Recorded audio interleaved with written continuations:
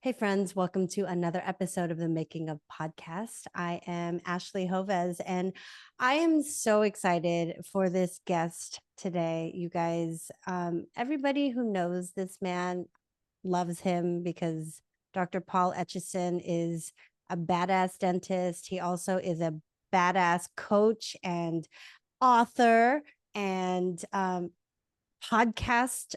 Like you're everywhere, Paul, and I'm really excited that you carved out an hour with me. So welcome to the Well, show. the excitement is mutual. I'm excited to talk to you. I feel like we got to stay in touch better. Every time I talk to you, it's Yes. such a good time. And I would say the same about you, Ashley. I'd say everybody that knows you absolutely loves you. Oh, well, you are too kind. And so today you guys are gonna be a fly on the wall. We have a lot to catch up on, and this is like we're gonna curse, maybe mostly me, because Paul is too kind to curse. But there's like a lot of real shit that I think podcasts don't cover. And then how did we even get into talking again, Paul? Did I reach out to you or did you I reach out to me? think I reached out to you on Instagram and then you responded after like 5 months. And then I forgot I did it. And I should have just texted you. I don't know why I did it on Instagram. I had your number. Okay, I correction, you reached out on Facebook and Uh-huh. I don't check Yes. Facebook Messenger as Yes. often as I do Instagram. So it sat unread in my inbox. Like Mm, I don't even have notifications turned on in Facebook. So it sat mhm. unread for months. That part is definitely correct. And I I was was like, sad. how did I ghost Paul? Like, who ghosts Paul Etchison? I am so sorry about that. Well, I forgive you, and it's I forgot about it too. I should have Yeah. followed up as well. I was, yeah, it happens. It's okay. Now We're it's still okay. friends. It's good. We are still friends, and I mean, I really can I share what you told me that I made your list? Yeah, you did. You, okay, That was so awesome. I finally messaged him back and I gave him my cell phone and I was like, I'm so sorry. Can you just text me? Because that's how I actually read my stuff sometimes. Um, so Paul shared with me that he just wanted to he had a list of docs who he would want to do a podcast episode on, just like shooting the breeze, just talking about Yes. life and practice ownership and like all the other things. And I made the list. And And you said you were the only female, and you said, "Am I the only female on the list?" And I said, and then I'm like, I read your text. I'm like, oh God. And then I looked at it. I'm like, oh God, she is. Dang I'm it. the only Be so more now diverse. I am especially honored to be the only woman on that list. You know. So Oh, we yeah. got to do something. I got to change that. I got to bring some more ladies into the mix. But yeah, you made my boys club. Welcome. Yeah, well, thank you. Thank you. And I before we hit record, I told him how I was sweating my balls off. So it's like a totally appropriate. Yeah, that's great. All right. So, for those of you guys who don't know who Dr. Paul Etchison is, Paul, can you give us a brief background? I'm sure everybody knows who Yeah. you are, but just in case. I would say, okay, so I did a startup practice 2 years after dental school. We grew it out of 5 ops, got it to max capacity, had morning and night shifts, brought on associates, kept growing it, expanded it to 11 ops, brought on more associates, and all over the time I had pulled myself out clinically, not completely, but to a point that I like to. I do very little clinical, but it's only the procedures I like doing right now. And I'm Nice. only doing it one day a week right now. And I'm Nice. focusing on, I still manage my practice to some extent, but I have a nice leadership team. And I would say if people are like, well, what do you stand for? My goal is to teach people how to pull themselves out of their practice, not because they hate clinical, but to find a good life balance that works for a practice owner. Because I think we're really blessed that we can do that. And I think it's something I discovered haphazardly, just kind of stumbled upon, figuring out what bothers me, what overwhelms me, and working on my life and better life fulfillment. And now I'm teaching it to people because I feel like it's a proven way. And I've done it with so many of my coaching clients now. And the difference now before is like when I did coaching, it was like the side thing. Now I'm Mhm. finding a lot of fulfillment and joy in watching other practice owners go to the next level. So I love it. that's where I'm at right now in my life is I am not so much involved in the practice, more involved in my podcast and coaching and just helping people. I'm more going for impact than I am for dollars now, and it's a fun place to be. I think that is incredible and exactly what I want to do in my own life. Like, if I could pull myself out to 1 day a week, Paul, and just podcast and chat with amazing people like yourself, I would be one happy camper. I really would. But Yeah. you can do it. Okay. Well, maybe I should look What into your coaching. what are we scared of, Ashley? What is keeping you from doing it? Oh, Paul, how long do we have to record today? No, we're gonna get into all. Yeah, Like I said, this is gonna. You guys are gonna be a fly on the wall because I'm gonna use, like what's actually happening in my practices as an example. But like I feel like you are extremely extremely humble, and I love that about you for one. But can we just talk about the ridiculous practice that you created first before we jump into all the things? Because sure. I mean, we know that a lot of there's a lot of talk on the internet. You just don't know who you're getting advice from. And as someone who has freaking reached like the pinnacle of his career, and I mean, you sold your practice at the age of early. 39. Oh my gosh, are you kidding me, Paul? It's freaking incredible. But Like, now I'm older. Now, yeah. now I feel like I'm going to push 50 pretty soon. No, I'm Oh, not. I'm like 7 years stop. away, but it just feels Wait, like that. do you right? Do you Mhm. feel comfortable sharing any of your practice numbers or not? No, yeah, I'm totally cool with that. Yeah, absolutely. Okay. Okay, so you did a startup, Mhm. and what year was this when you did a startup? 2012. 2012. And you started out with 5 ops, or did you do like Well, two yeah, or we three had five ops? ops, but first we just had two ops outfitted, and then we got the third one and the fourth one and the fifth one as we grew. Within, I want to say, maybe like 16, 18 months, we had all five ops outfitted because we Oh were my using them gosh. at that point. And then do So you we had really remember strong new patient flow. you had really okay, let's talk about that. Yeah. What were you doing for marketing? So that's a good question. And this is something I still go through with a lot of coaching clients because I think new patient flow, it's like cash is king, new patients are king. And what we often do, and I think what prevents us from growing, is that we don't prioritize new patients over recall patients. And most people would say, well, dude, no, I don't prioritize anything. Whatever's open, I just have open schedule. Hmm. But the thing we got to realize as owners is that new patients often will get put in the schedule within 2, 3 weeks, but that recall exam, that gets booked like 6 months ahead of time. So if you're Hmm. not holding space for new patients, you tend to get bogged down with recall, which eventually will Hmm. lower your new patients, and you're not able to expand and bring on associates and pull yourself out. So I want to start by saying that. But what we've done is this was 2012.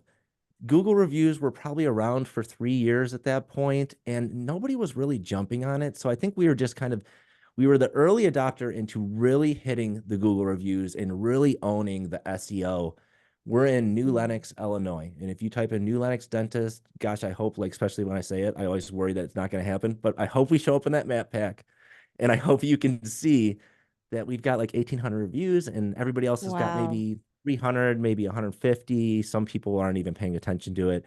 So our goal has always been when someone's looking for a dentist online, I want them to be able to see my practice.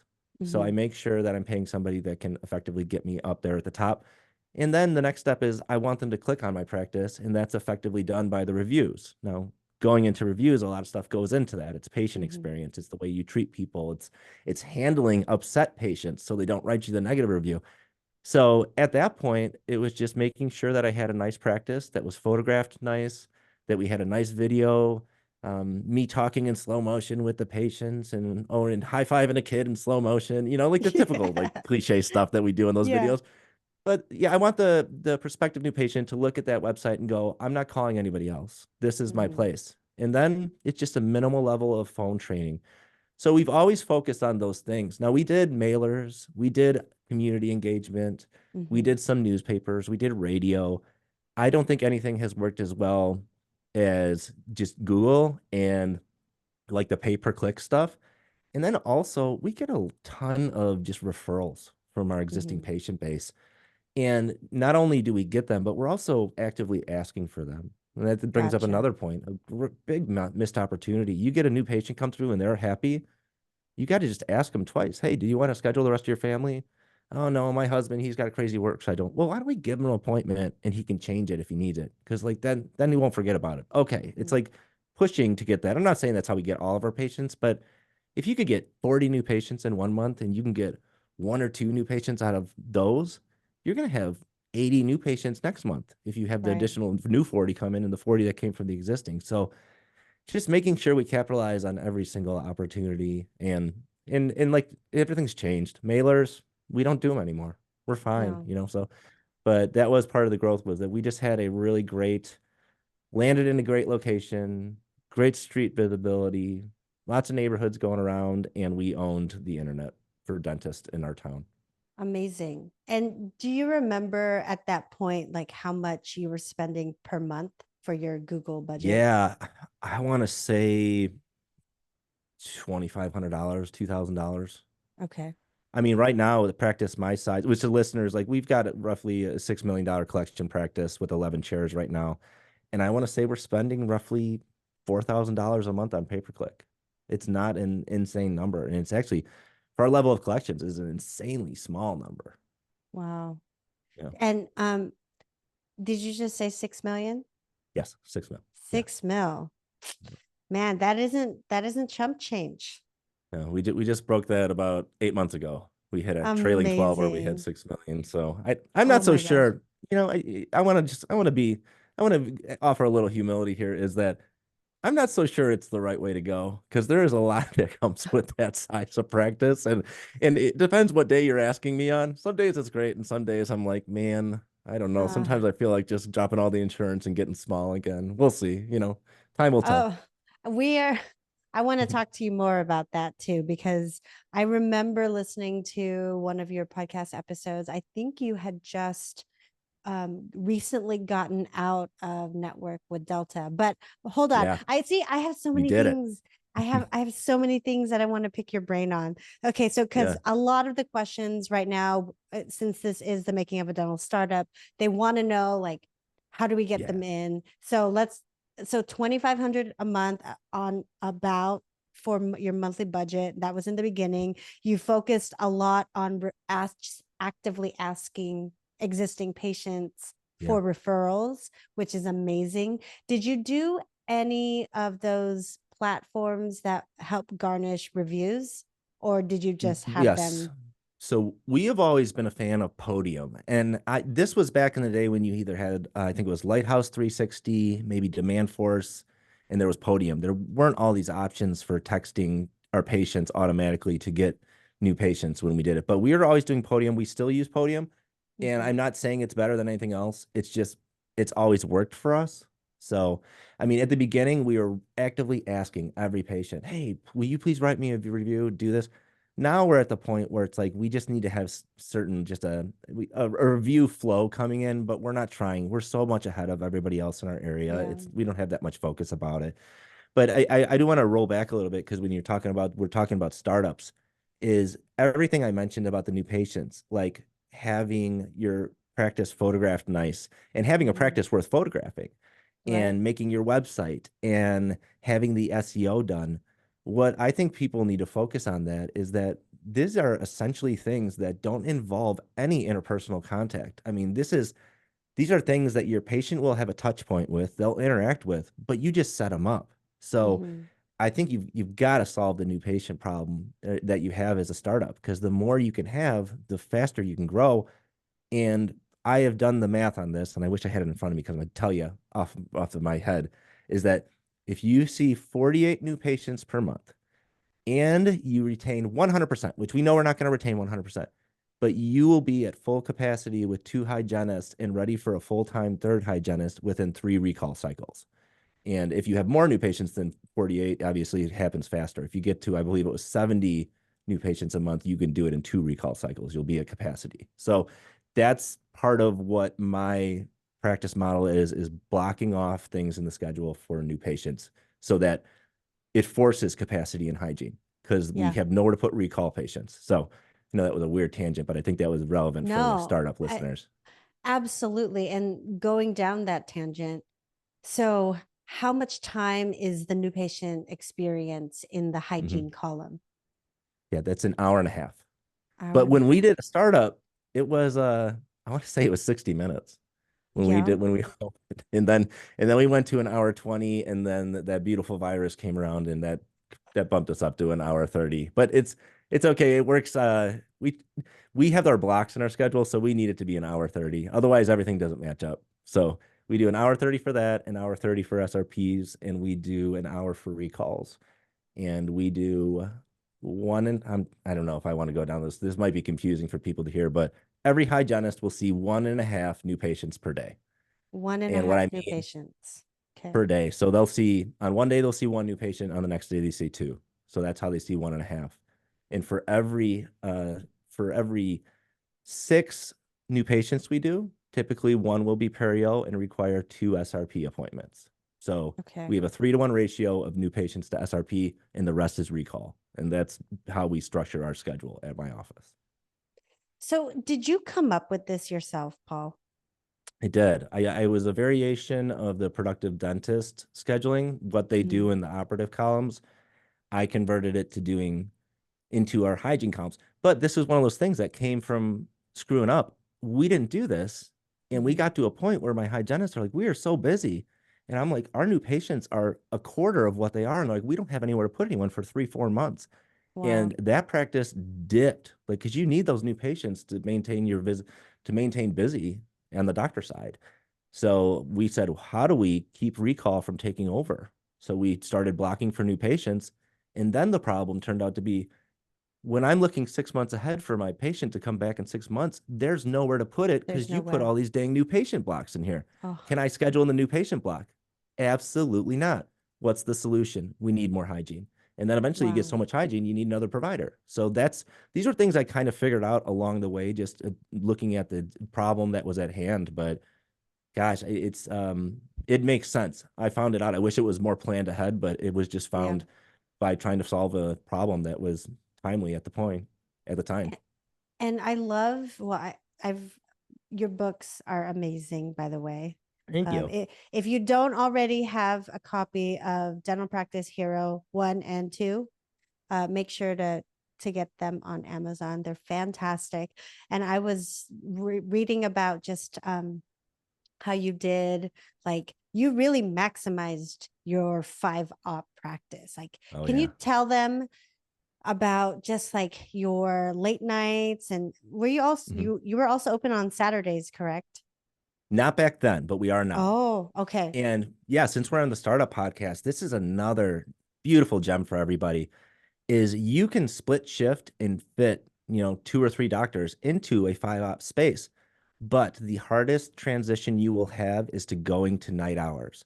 So Mm, I recommend everybody starting up at least have 1 or 2 nights that you come in later and you stay later because that is I have it with my coaching clients. Let's go to split shifting. It's such a hard cultural shift for an office to go to when you've yeah. got 10 people and they're like, we're used to getting out of here at 3 or 4. I don't want to stay here till 7 or 8. So to answer your question, we had a 5-op facility in which I had an associate was working full or Mm-hmm. 5 days, and I was working 3 at the time. Mm-hmm. And we were both in the practice 3 days a week. So those days were always split shifted into a morning and a night shift. Mm-hmm. And then we had the Thursday where she would work the morning shift, and at nighttime we would have 4 hygienists running with no exam, just to make sure to give the hygiene team more hours. And then Friday was just Wow. a morning day. But we were able to, I mean, thinking 2017, 2018, I mean, almost 3.4 million out of the 5-op office. And we still had room to add a doctor on Thursday night. We had room to add Saturdays, but that was about the time the space next door to me became available, and we jumped on that and expanded to 11 ops. Amazing. 11 ops. So Okay, with 11 ops, can you give us the breakdown of team members? Yeah. So team members, we've got 11 hygienists. We've got 7 or 8 assistants, 9 people at the front, and then 2 administrators, like admin people. And then we got me, 3 full-time docs, and 2 specialists is all So, out of there. so you have 4 full-time docs, including you. Well, including, well, I'm not really full-time. It's like if Oh you yeah, I'm you're I'm one like a day a point week. one. You're like a So we point got one. yeah, we got like 3.15, I guess. Yeah. Okay, so 3 doctors, 3 full-time doctors, and then how many specialists? 2. We have a periodontist, a surgeon, and we had an endodontist, but we struggled to fill the endo columns, and Yeah. he left, and God bless him. The team wasn't upset. He was, And we will leave it at that.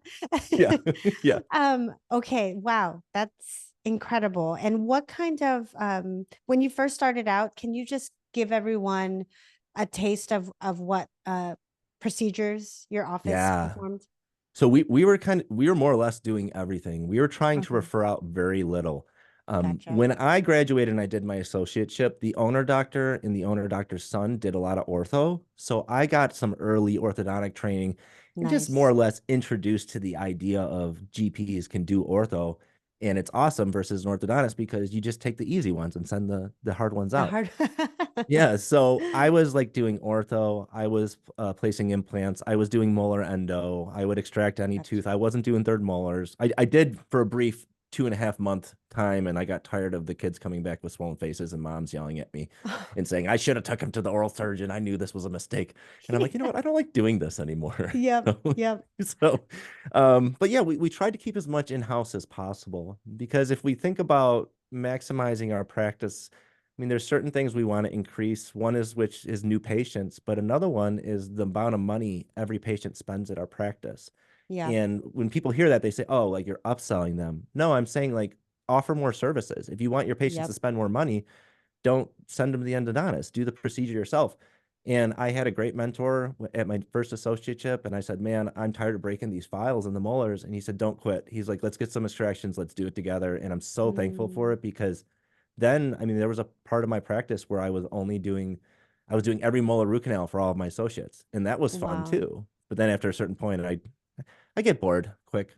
So it's like I'm just like, I don't want to do this anymore. And so I have an Yeah. associate that does molar endo now. So I've Oh, stopped nice. doing that. So, but yeah, I think trying to keep as much in house and offering what you can. We do Botox, we do, Oh, I mean, nice. there's not a whole lot that we don't do. The only procedure I've never really trained on nor done is any soft tissue grafting. And Gotcha.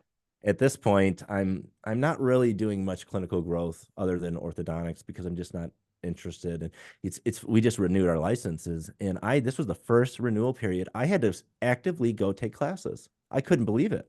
Like it's always been an afterthought. Like, oh, I have plenty of Yeah. CE hours. I'm like, Yep. I haven't taken a CE in 3 years. Like, holy cow.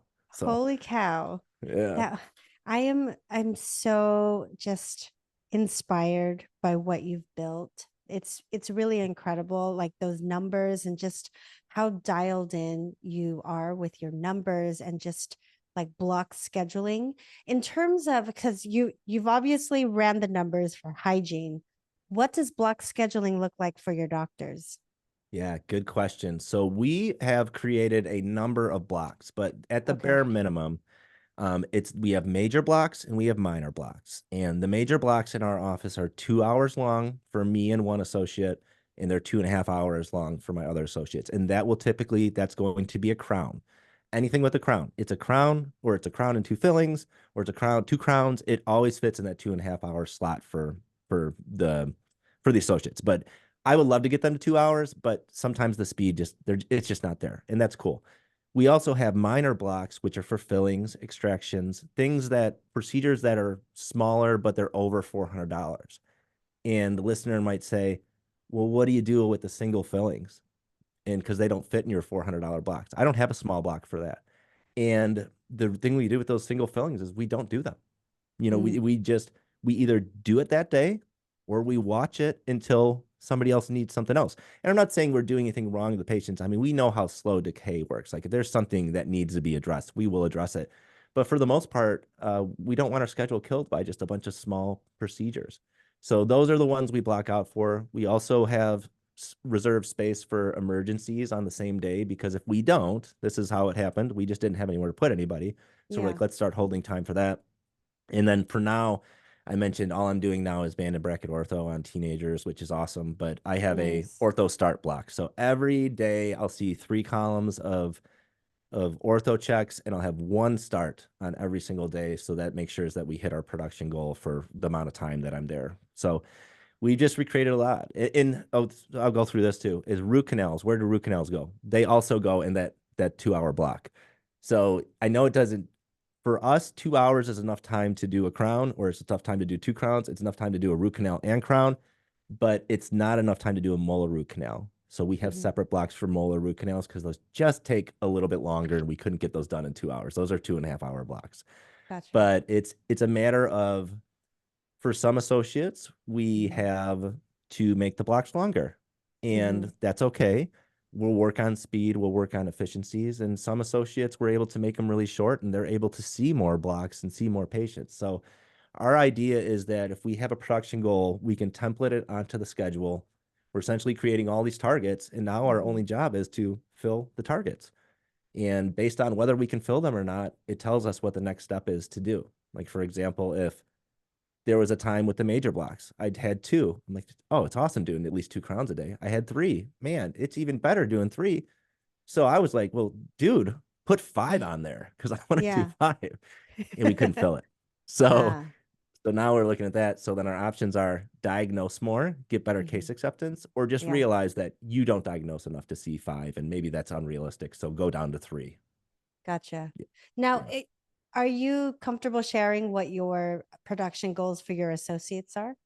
Yeah, sure. Yeah. They're all between $700 and $900 an hour is the goals that we want. And like for instance, the $900 an hour associate, that's the one with the 2 hour major blocks. The seven hundred Gotcha. dollars ones, 2.5 hours, because they just can't fit it in there. But what's cool about the way we schedule is that we don't. I know a lot of people push for same day dentistry. If we have our blocks filled, we don't Hmm. push that same day dentistry. Like, because we were like, hey, today's cool. We hit our goal. It's chill. Push Hmm. it into another day where we can fill another block with it because all our goal is to fill the blocks. So we don't go crazy at my office and it doesn't get chaotic because once our blocks are full, we're not going to push anything to the same day unless it absolutely is the patient needs it. Yeah. Because we don't want to, there's no sense in us hurrying along, being super busy, and then tomorrow we're going to have like a 2 hour gap. That doesn't make any sense to us. Right. No, I love that. And do you work with any expanded functions assistants? No, we do not. And they have in Illinois, they just passed where they can place fillings. They have to go through a certain Oh, curriculum, which I don't know what I'm doing wrong, but I can't find this curriculum that's offered anywhere. So maybe it's because it's a new program. But man, no, we don't do anything like that. We do utilize our assistants to do everything they can legally, and yeah, they do things.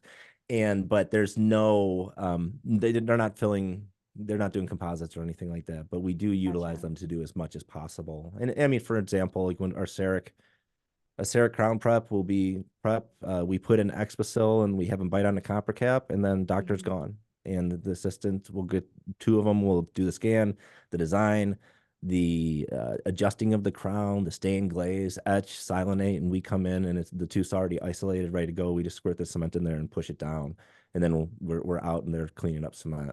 So So, we're utilizing them. so from start to finish, your CEREC crowns are cemented in 2 hours. Yes, yeah, yeah. Typically, an hour and 45. Wow. Okay. We really we really need to up our efficiency. Well, That's why I wanted to talk to you because everything just is slower. I don't know. yeah. And Well, we go through that with our Sarah Crowns with new trainees. And a lot of it is what we've noticed. We want everyone to do full design in 8 minutes. So we wow. get them, we want them to do it faster, but 8 minutes is like, dude, if it's taking longer than 8 minutes, what are you doing? And I would say Yeah. 9 times out of 10, it's focus on the margin and just getting Mhm. really detailed with it And what we teach them is it doesn't need to be this detailed. Like if you're unsure, just err on the side of going a little bit outside of where you think it is Outside. Yeah. and go. No, no, stop messing with it. Go. It's fine. Go. And it's because people they want to when you zoom in at what is that like Yeah. 20x? I Yeah. mean, my prep. I don't care how much time I spend on that prep. I feel like it always looks like crap. I feel like it looks so horrible when you zoom in on it. And but they have trouble with the margin and Yeah. they're spending so much time doing it. And same thing with like the contacts. And it's like, hey, no, get it there, try it in, and just adjust it in the mouth. So it's just it's a training thing, but it helps that when we have new trainees come in, they Yeah. can see how fast like my assistants can do it. And I think it helps to see how fast it can be done. So it's like a 4 minute mile thing. Yeah. When someone did it, everyone's like, oh, this is possible. Let's do it. So kind of like that. Well, one thing that I really wanted to ask you about also is for a for a practice your size, you have obviously invested in training and calibration and making sure that everyone is on the same page. Can you walk us through what that looks like in terms of your doctors? Like, are you Mhm. setting up meetings? And for your assistants, what do their trainings look like? Yeah. So what we've established, we've had this going for maybe about 5 years now, is I have a leadership team. So I have my office manager, my clinical manager, who is also the assistant lead, but handles pretty much, she's like my right hand person. And then I have my hygienist lead and my front desk lead. And a lot Mhm. of people don't need an office manager and a front desk lead, but my office manager is in the back of the building. Like she's not outpatient facing anymore. So we need somebody up front. Okay. But the way that we have it set up is that we have created checklists and we have created training lists and we created a 30, 60, 90 for every position. And the lead is responsible for training these people as well as checking in and doing performance reports for the 30 and the 60 and the 90. And we also do a 3 hour onboarding program, which is some videos that I created. This is our history. These are our brand promises. This is what we stand for. These are words we use. These are words we never say. And just kind of brand stuff. Like I want to give the impression like, hey, we're different. Like you're not just going to walk in here and know what to do, but that's cool. But we're going to do it the best we can. And I would say it's always a challenge, just like everybody else. You're busy and it's hard to give that one-on-one attention, but we really try to do it. And it doesn't always happen. It's sometimes we're just short-staffed and we're just hoping somebody can get in there. But I think we've noticed that when we don't give the one-on-one attention with a new Mhm. trainee, new employee, that causes that person to not be trained and that causes that person to reach out to other people to help them and then that tends to breed some resentment with the team. Mhm. I don't have time for this. I'm busy too. I can't help you. Why don't you know how to do this? And so it brings down the whole team when you really don't spend the time doing the training. Now, you mentioned I'll just go through different positions for uh, hygienists will shadow for 2 weeks. They will shadow for 2 weeks before they see a patient, and we want them just to feel our vibe Wow. and learn how to use the system before they actually see a patient. We have associate doctors will shadow me or my other associate for 1 full day for the first 4 weeks. And the reason we do that is because you just got to see someone else working. I just want them to shadow. They're going to get their daily guarantee no matter what, and they're not going to produce very much in the first month anyway because it takes a little bit for that to catch up. And then we do monthly meetings where we go through cases. And we also do this with the hygiene team. We'll go through cases to get everybody on the same page, calibrated. And we're just trying to create consistency in our processes. And when you have a bigger practice, it's like one thing I'll say that we never do. We never want a hygienist to do the one half of the SRPs and a different hygienist to do the other half Mhm. just because there will be option for comparison. One Mhm. person will be too rough, one person will not clean good enough, one person it's like the patient's going to pick one that didn't do a good job. So we make sure that we don't do that because we want to create consistency in our Consistency. practice. But our solution for that sort of thing, because everybody has their own style of practice, is hey, if you start with one hygienist, you finish with the other hygienist. But that's our goal for all of our training is essentially consistency within the providers, everybody putting out the same diagnostic threshold with our patients, Mhm. everybody using the same verbiage and ways to explain things. And it takes a while to build, but it's not really it's this insurmountable thing. And it's not something you just do really fast. I mean, you're just always working at it. Like Yeah. we have an all-day meeting tomorrow and we're doing case acceptance. That's all we're doing is ways to Nice. talk in the operatory and we're doing role playing with treatment presentation from the front end on mock patients. So that's what we're doing all day tomorrow. And it's just time to do that again. Nice. We haven't done it in a while. So, yeah, I can't remember what we started this question, but that went a whole different way. But No, no, that back was to you, actually Ashley. perfect. That was actually perfect. How long do you offer the daily guarantee for your associates? 6 months. Six 6 months, and months. I'm happy to do it 6 months. I've never had an associate that needed more than 3 months. They're usually outproducing it by 3 months. And to go back to the 30, 60, 90 thing, I do have my assistant 30, 60, 90. It is one of the giveaways on my website, Dental Practice Heroes. If anyone wants that, it comes in an email if you sign up for the email list. So, Nice. I dentalpracticeheroes.com. yeah, yes, Sign up, guys. I'll be yeah, signing up as well. I want that checklist. And now that you are, oh gosh, I have so many things that I want to ask you about let's do it. because let's do it. Okay, so man, what would you do? Like, how do you, oh, man, okay, I'm just going to use my offices for example. So everything is amazing. We are like, we started in 2017, got Mhm. that office like growing really fast. The same thing that I think you pride yourself on. We also do like the patient experience, asking for Right. reviews, asking for referrals. And then I opened my second location a little over a year ago. And now it's just so hard to keep tabs on what's happening in the first location. Hmm. Um, and like I have learned a lot now. And you you don't have two offices, right? Like No, just you one. have one like mega practice. I'm Right. wondering, like, it's what would you coach someone like me who Hmm. has two practices on developing a level of consistency and checking in with team members and like making sure the team is engaged and make sure that accountability is there when I'm not there. Like, what were if I were your client, what would you tell me? I would say, first of all, I totally relate to what you're saying is that sometimes as owners, we feel like the only cheerleader in the practice. And it's unfortunate, but it's like, why am I so necessary, for Mm, every element of this? And what I have found that works well for me and my clients is essentially you got multiples, you have multiple practices. So we need to multiply you. How do we multiply you? You're so special, and we can't multiply you, but we can find people that can step into a leadership role that will happily take on some responsibilities if we're clear with the responsibilities that we want them to take on. And if they can show us they can do it, we will pay them more, significantly more than we pay other people because it makes our lives better. And that's what my leadership team is. And I can tell you when I sold my practice to a DSO, maybe 4 years mm, ago now, almost 4 years ago now, I was super burnt out. I was mm, shouldering everything. I did have a leadership team, but I wasn't really like out of the way. I was still handling some day-to-day stuff. I was handling interpersonal conflict. I wanted to get to training and creating all this stuff and systems. And someone's like, we got to deal with this fire. And I'm like, oh, can't anyone else do this? mhm, So I eventually pulled myself out, and my leadership team came into that void and really stepped it up because I said, hey, like, I just want you to take care of it. This, are you comfortable dealing with this? Yeah, I'll sit down with them both. So if I ask anyone on my leadership team, like right now today, hey, are there things going on at the practice with people? They would say, absolutely. Do you want to know about them? And I would say, absolutely not. Do you have it under control? And they would say, yes.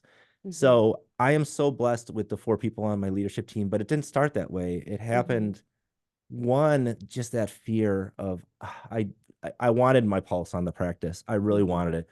And I just forced myself to get out. And everything has been running so much better without me there. It's unbelievable. But it's because they're there all the time and they're focused on it. And they're all allotted time to do their admin and leadership tasks. They're not just like my hygiene lead has a full day a week. My clinical manager, who is my assistant lead, has 2 days a week that she's just working on training people and stuff. So we've got we can have that because we've got a large enough practice. But I think you at some point I would tell a coaching client you need to schedule hours in the day. It's not, hey, when you have a patient call or a patient cancels, go sit down with everybody and see if anyone needs training. It's just not going to happen like that. It needs to be right. consistent. Yeah. So But yeah, you get to the point where you get above the noise of the practice, and man, it's a great place to be because now the only thing I'm doing, I'm like, I'm not doing hiring, I'm not doing firing, I'm not dealing with conflict. I'm just going like to this week. I made a presentation on acceptance. I made Yeah. exercises for the team to do. I'm creating things, and that's where my zone of I don't know genius is, but it's more like that's Mm, where I like to work. That's where I'm passionate, and that's where I enjoy. And I think if we could take everything, if we realized that we could delegate everything we don't enjoy, man, I had this expense report. It was like it would wear me down so much. yes. And every month I said, okay, I got to get rid of this to somebody. And I'm like, I just don't feel like it. I'm just gonna get it done. Just gonna get it done again. I did that for like 2.5 years. I gave it to my assistant and I finally trained her to do it. And she's like, oh my gosh, this is so fun. I'm like, you gotta be kidding. This was something I would like spread. I'd be like Yeah. upset a week before it's due, and then I'd let it go a week past due. It would ruin half of my month was ruined by the stupid Yeah. report. Just it Yeah. hanging over my. It only took me like 40 minutes, but screw that report. She loves it. So all the stuff you hate, somebody on your team is happy to take on more responsibilities to get more variety and take more responsibilities and have the autonomy. And so, Yeah. to answer your question is find some leaders in your group and just be really clear about what you want them to do. And you at the first, it's going to be a lot of hand holding and coaching, Yeah. but they can do it. It's got to be the right personality. It's got to be the right person willing to, that's liked by the team and respects people. But Hmm. everybody has at least two of these people on their team right now. They just have to give them the opportunity to step up. Yeah.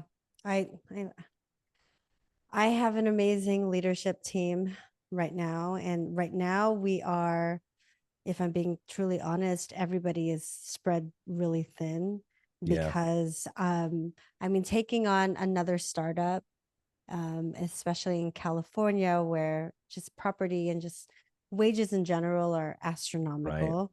But since I've pulled myself out of the first location, our numbers just I was the producer in that right, office.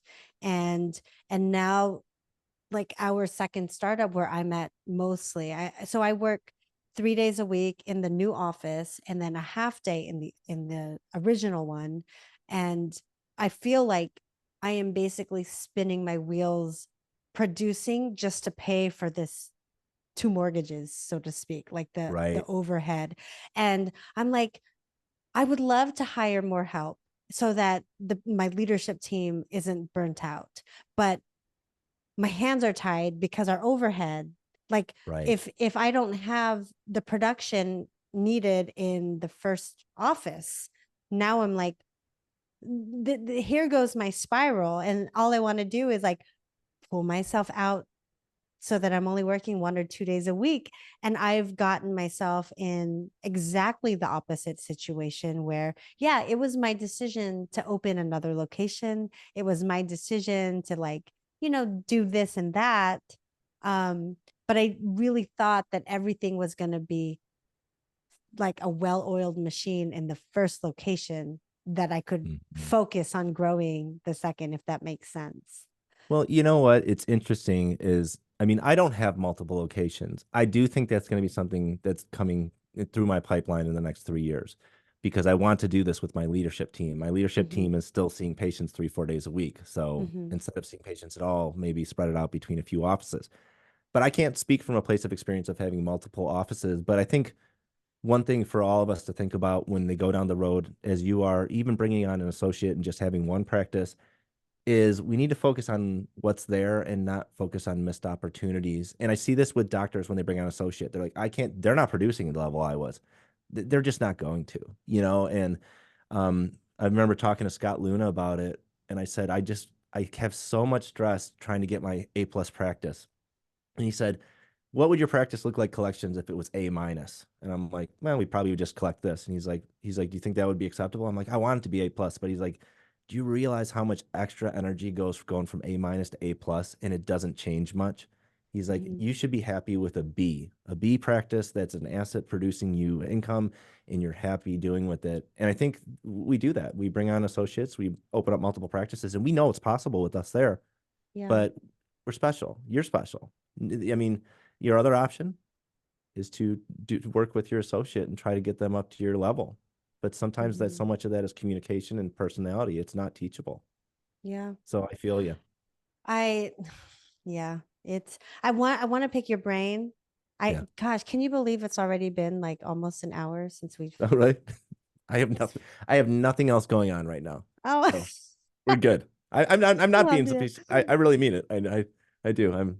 This is my last thing for the night. So Oh, nice, nice. yeah. Well, thank you for that. I okay, so how has your experience been getting out of network with Delta, Paul?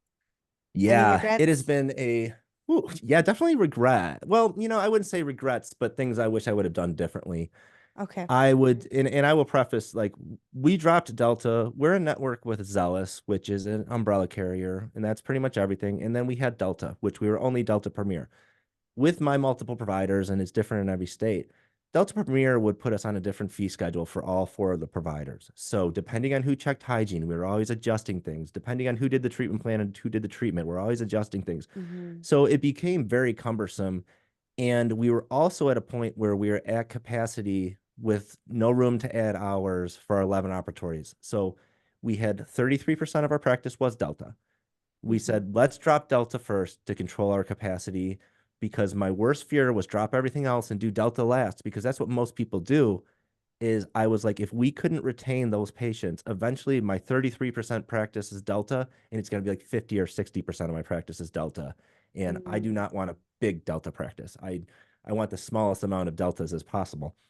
But I would say dropping it, we worked forward for 6 months ahead of Mm-hmm. time, telling patients about it. I would say 85%, 90% of those patients still booked their 6 month recall. Perfect. Mm-hmm. That was the first hurdle.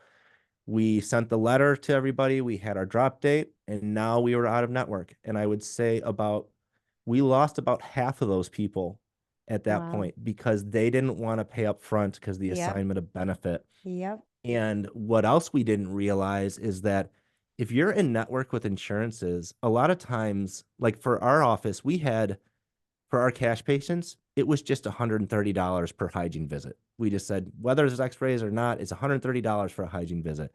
So our cash fees for pro fees, 4 bite wings, FMX, Pano, we never paid attention to those fees because they didn't mean anything. When we were in network, it was the set by them.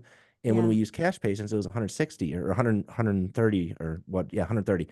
So when we dropped, we had people that would say, "Oh, Delta's still going to cover 100% of your preventative out of network. So you owe us $400 and they're going to send you a check for $400." Well, they only cover 100% of up to their allowable fee. And this was something we Mm-hmm. learned. So we're telling patients 100% coverage and then they Oh get a check for like no. $160. So we lost a number of patients doing that. And I would Yeah. like to say we noticed it right away. Mm-hmm. We didn't notice. I wasn't paying attention and I noticed that about month 4 into dropping and I said, why is this happening? So we learned how to use the blue book function in our practice management system, which calculates everything on the allowable fees. And we lowered our preventative fees because I don't need $400 for a hygiene exam. I mean, right now on my PPOs, I'm getting like 110. So I'm happy with 150, 160. So we changed that and we made it so most people would not need to pay so much and they would get reimbursed almost the whole amount. And then we also found out with Delta in Illinois, there's a lot of plans that are out of state and a lot of the ones around here that do allow us to accept assignment of benefit. So those people, piece of cake, easy to keep. What I've noticed is that the assignment of benefit seems to be the deal breaker for everybody. When that is a Yeah. hard hurdle to cross, is that. So what is good about this for our office is now I've seen we can drop and we can keep. And I think we've kept maybe 50, 60% of our Delta people. I actually will find out Mhm. that very soon. We have somebody pulling that report, doing the whole network analysis thing. But I'm confident we did about over 50%. And effectively for our fees have gone up by 12% by Mhm. doing this because we still have another 50, 60% of people that are still in network with us, but not through Delta. So overall, it was not as scary as I thought it was going to be. It was fairly simple to do. It was a little stressful at times, but Mhm. just like we read on the internet, everybody that does it, I don't know that many people that went back. And Delta actually prevents you from coming back. Like Delta Illinois is like 3 years, you can't be back in 3 years. So 3 we're kind of years. stuck. But yeah, I think it was such a good thing to do. And I am not someone that says stick it to insurance and insurance is ruining everything. I think we could be productive and profitable with insurance. We got to be work Hmm. on efficiencies. But I am so glad we're out of network with Delta. I'm happy that it's not such a big part of my practice. And I'm very happy that we've been able to effectively retain most of our people. We haven't figured out how to get new patients in not out of network yet. That's another thing Mm. we're working on tomorrow is out of network phone calls at our all-day meeting. But we'll get it. I know we can do it. It's just a matter of the training and figuring out how to do it. Now, for your because you had mentioned phone training Yeah. as a big deal, right? Did you in the beginning of your practice, like did you model like Scott Luna's phone training, or did you just create your own So scripting? when I was at my associateship, we had Scheduling Institute with Jay Geyer is who it was Yes. come into our Yes. practice. So a lot of my tips are modeled after that, but also as we do, we learn something and put our own little twist on it that makes it a little bit more personable. So it's a combination, but I would say that for the most part, it's all, taking control of the phone call. That's a big Hmm. part. Offering alternatives instead of saying, what time do you want to come in? Offering options, giving two Yeah. options. And one thing I would say, I'll take full credit for this is an empathy, value, hope statement saying, anytime somebody complains about the previous dentist, anytime somebody says they're in pain, it's, oh my gosh, oh, that sounds horrible. I feel so bad for you. Or, oh, that would frustrate me that too. We're always giving an empathy statement. And then we follow it with a value statement. Well, you're going to be so happy you found us because this is what we do here. And Hmm. then we give a hope statement. Let's get you in here so we can get you starting on that path. Let's get you in here to get you start feeling better. So we want to do that. And I think that's just a nice touch. It's a little cherry on top. We don't talk on the phone well enough about our team. It just Hmm. doesn't happen. And for my phone training that I offer on my site, I listen to a lot of phone calls and from multiple offices that I got permission from. And man, I know I know if I called my office right now, like if we put it on the air, I would be so embarrassed because that's just how it is. If you're not listening constantly, it's bad. Yeah. So you need to constantly, it's not like do the training and you're good forever. Like you've got to come back to it. But phone calls have the potential just to be so horrible. I mean, it's if you're not training on it. So, and it's a quick training. I mean, it's something you can do in 2 hours and then a little bit of sitting down and listening to recorded calls with your team and you're good to Mhm. go, you know? Well, thank you for that. Yeah, I mean, I think you guys listening have already had so many pearls of wisdom. I hope you guys have taken notes or re-listened to this episode. Because look at my notes, Paul. I like scribbled. Wow. Oh my Yeah. gosh. That's awesome. Yeah. I took a You're a lot fast of writer. notes. Well, no, it's like chicken scratch. It's how I am at my practice. Sometimes I have It's post-it notes and I got to bring in the team. I'm like, I think it says, does anyone know what this means? yeah, They're like, yeah. isn't it your writing? I'm like, I know it's my writing. I can't read it. And I don't know Well, why I wrote it. It's always random words. I'm like, does this make sense to this anybody? is that Yeah. sounds like me, honestly. Yeah. I want to go back and just let you know. So the very first time that I heard you speak, it was actually at a Voices of Dentistry, and it Yeah. was, gosh, I don't know, 2018. I don't know, when did you I speak think at VOD? it was 18. Yeah. It was 2018, and I remember you got on stage, and something that I left with was just how how you were so engaging, like as a speaker, but Mm. also you were able to retain a lot of your employees for a Mhm. long time. Can you walk us through, like, um, well, one, I think you should toot your own horn and like tell everybody like how long. Like you Yeah. showed the picture, like your team members every year, and they just kept getting bigger and they stayed the same. Can you walk us through what your retention is, Yeah. what your retention looks like, and then what it is about the culture that has allowed you to retain such a highly engaged team? Yeah. That's something I get asked a lot because I used to go around and say I have zero turnover. We had zero turnover for 9 years. And I was so proud of it. And what's funny is I had a consultant come in my office and it's been 5 years. And she sent me a picture of her with my team. She's like, can you believe it's been 5 years? I'm like, I can't believe half of those people don't work there anymore. So Oh. So my streak Yeah. of retaining everybody, it I got my ass kicked by like everybody else after COVID. Like, Yeah. we've had tons of turnover, and not with I still have like my core team, but it's Yeah. like we're struggling to fill those auxiliary roles with associate doctors and with their Mhm. supporting staff that they require. And it's been a challenge these past few years. So I would say, okay, so back to your question, how did we retain everybody? One of which the culture of the whole entire labor force was completely different back then. But I was always big on, you've got to sit down and do one-on-ones with your team, and you've got to just talk to them about, hey, how's it going working here? What frustrates you most when you're working here?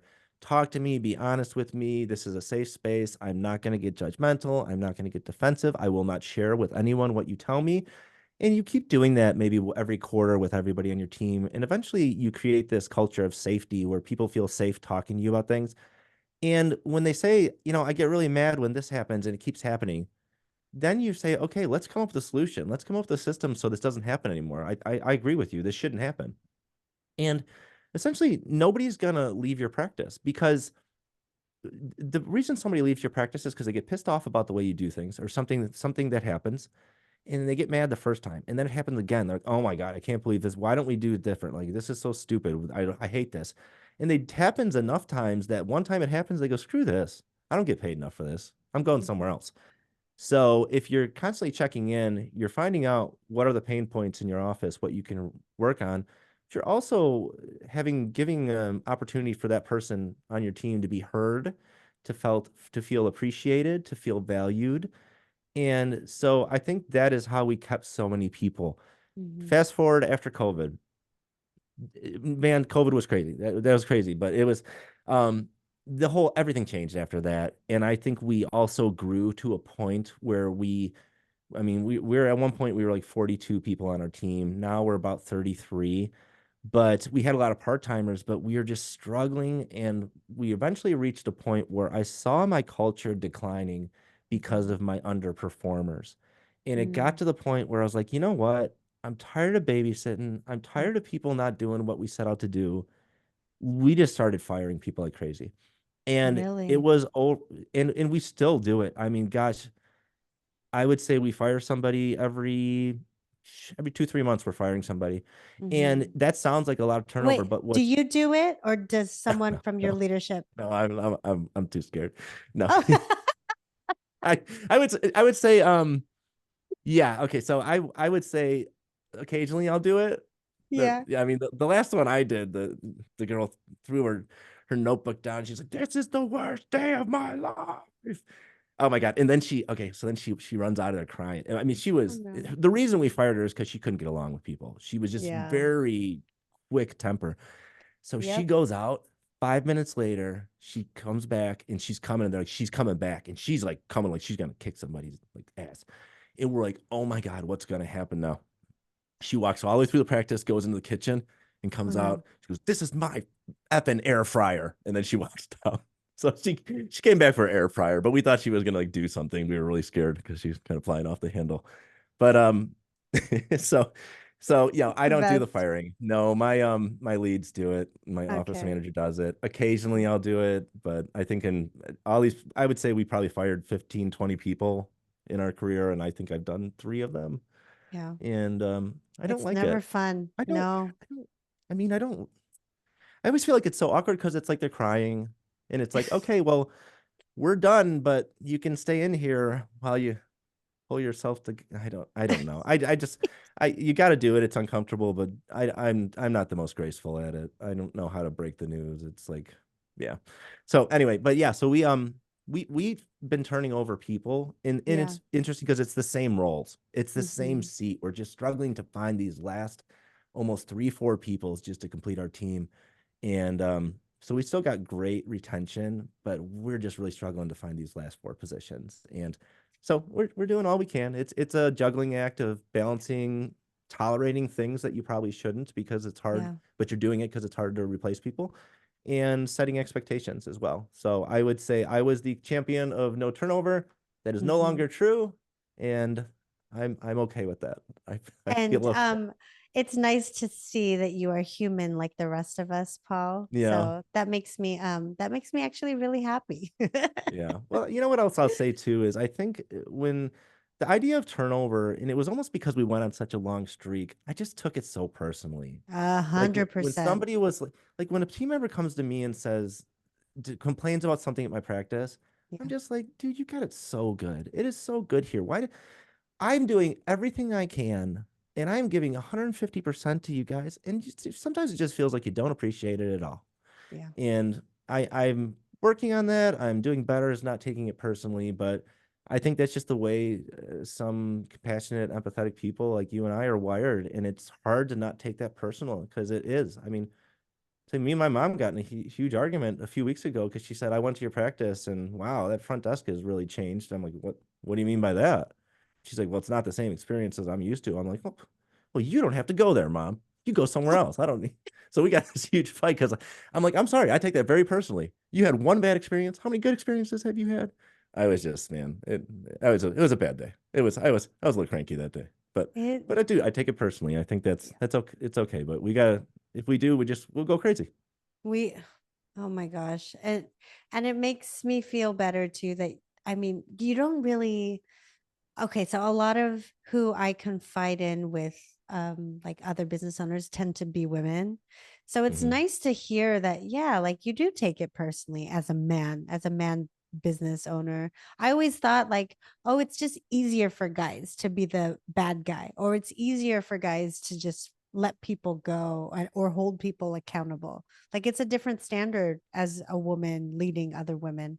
Hmm.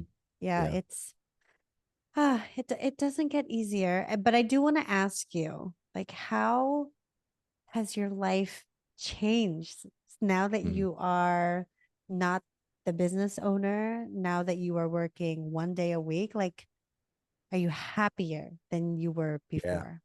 So in this, man, I love these questions because I love talking about this stuff because I feel like I have so much to share Yeah. in this regard. Um, I would say, all of us are guilty of this. We all go on a vacation with our families and we leave our practice and we say, wow, that was amazing. I need to do more of that. And our brain goes, well, how can we get more of that? And we're like, well, I Hmm. wasn't working and I wasn't paying attention to work and everything was great.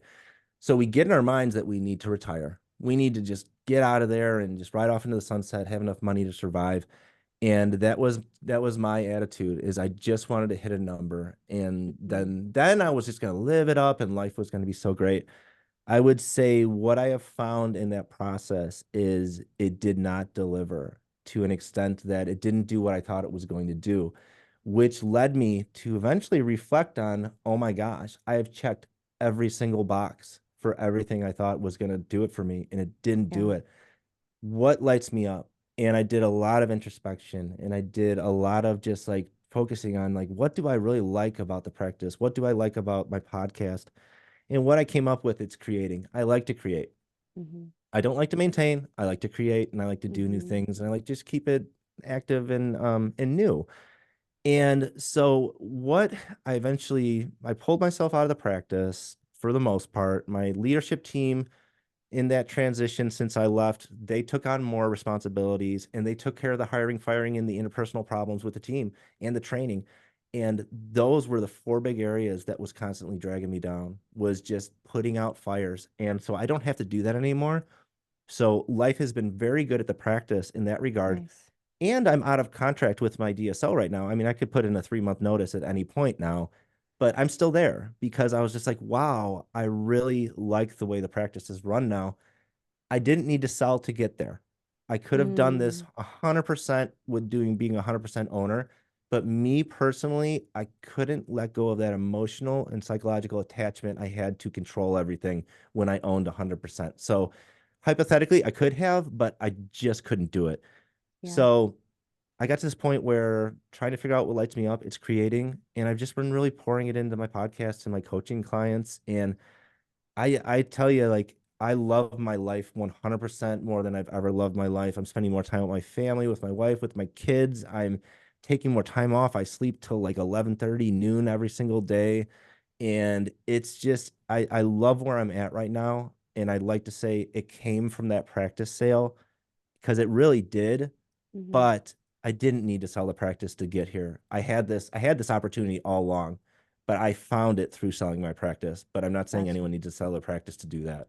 And when you sell your practice, you're used to having cash flow, and you don't have it as much when you sell your practice. You have assets and wealth, but you can very much, if you get a little illiquid with your assets, you start to feel very poor, which is Yeah. unfortunate. Like, so Yeah. I do miss the cash flow that came from the practice, but I'm happy that it's more diversified into different assets and real estate and stuff.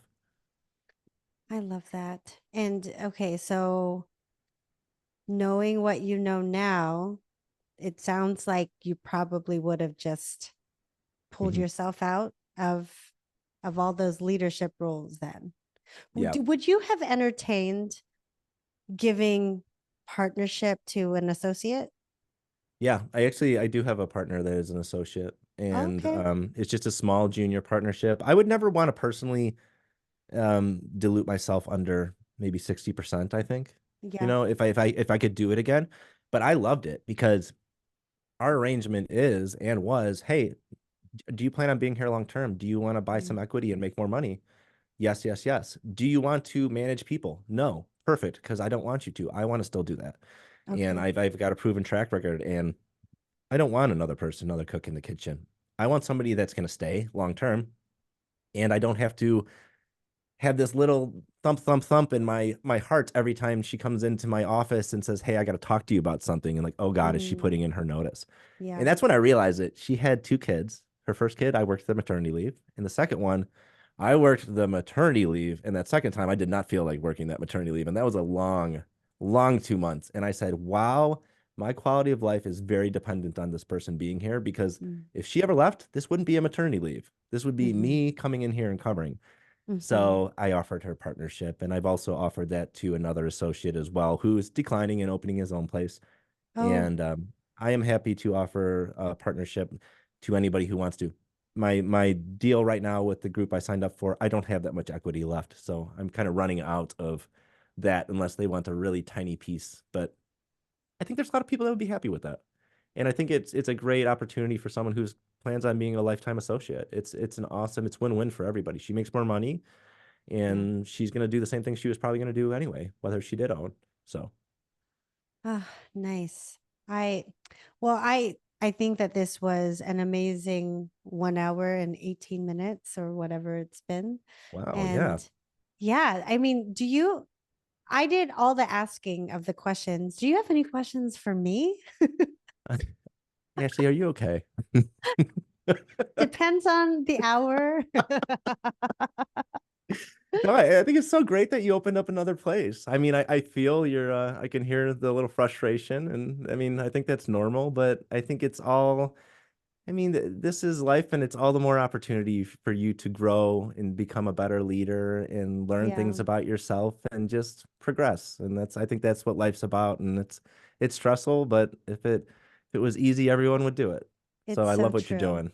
Oh, well, thank you. I find so many similarities between what you said and how I feel. Like I love to create and I love what you said. I love to create but not maintain. I'm Yeah, like that is that's why me. you did it. Yeah, that's Yes. because Yes, look at a your brand. 100%. Your brand is so beautiful. I love the way your office feels Oh, like online and thank all your you. social media and what you're putting out there. And that just doesn't just you don't just walk into that. You create that. But that's what I love too. But then just Yeah. like, hey, we're not growing anymore. We're at Yeah. capacity. Let's just keep doing whatever dollars a month. Bleh. Nope. Give me something new to do. I'm bored. Give me something new. Oh my gosh. Well, I think that this was an amazing episode and I'm trying to get Paul guys. I'm trying to get Paul to be a speaker at our next retreat. Yeah, Um I'll do it the next one. Okay. You have yeah, my commitment. yeah. You have my commitment. Okay. Okay, Yeah. good. And if you still want to come to Vale, let me know. We Yeah. it's happening in a few weeks. Have you been to Vale? I've never, I have not really spent much time on the West Coast, to be honest. We went to Huntington Beach though, not too long ago. Oh, yeah. Well, Is that by you? anytime. No, they're in Southern California, so they're about Okay. 6 hours away. Oh, okay. Yes, Um, that's far. Yeah. but if you ever want to visit Lake Tahoe or Napa, Sonoma, let me know and I'll be your personal tour guide. Dude, awesome. Yeah. Yeah. Me and my wife always talk about going to do the wine stuff, so I'm gonna take you Yes. up on that. Okay, please do. And Yeah, I remember back in the day when we were doing Dental Friends with Benefits, you said that you and your wife would listen to our episodes and we were a huge um fan. well, thank you. I And do miss that. I miss just, chatting just like well, this and yeah. not to say anything bad about that show or whatnot, but I'm saying me and my wife would listen to it when we would drive 3.5 hours to our lake house in Michigan, and Nice. what our favorite character left, so we stopped doing Mm. it. It Oh, wasn't the same well, without you. it was So thank you yeah, so much. yeah, Well, we'll have to figure something out because I really do miss just chatting about life and like, just the yeah, emotional toll that being a business owner can have and just like what really fuels us, right? Like yeah. you hear so many of like the highs of everything and like the numbers and like how you mentioned it earlier, like you had it in your head where if I just hit this number, if I check all the boxes, I'll be good. And you think one thing and sometimes once you check those boxes, it's not exactly what you envision. So I do want to have Yeah. more of those real conversations. I love the realness and I love having it. And it's like we all have our highlight reels on Instagram and stuff like Yeah. that. And I always say like we should start a movement of just this is me for real. I just Yeah. yelled at my kid and made her cry for 2 hours and she's not talking to me. And she put a Oh, sign on her door and said, everybody can come in except for daddy. And then I'll just be sitting there like peace signs, like, yeah, life's great. life's It's like great. we all Jeez. struggle and we all have that stuff, and I love talking about it, and I love that you're always vulnerable talking about it, being Mm. authentic and getting out there, because I think that's what the industry needs to hear more is not I'd love them to hear more success stories, but I would Yeah. like success stories with realism, that it's always doesn't look as glorious as it is from the outside.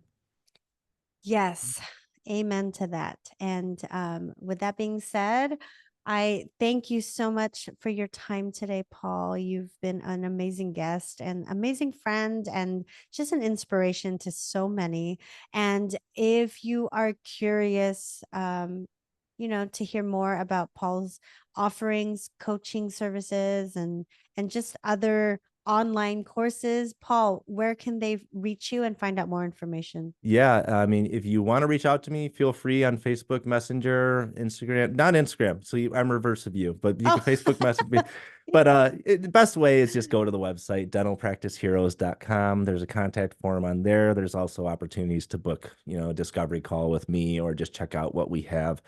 And everything's on there. There's a lot that we offer, and I like to think that we offer something for everybody, no matter what stage you are in practice. And yeah. So if anyone's interested, check it out, and then check out the podcast Dental Practice Heroes. And that's just wherever you listen to podcasts.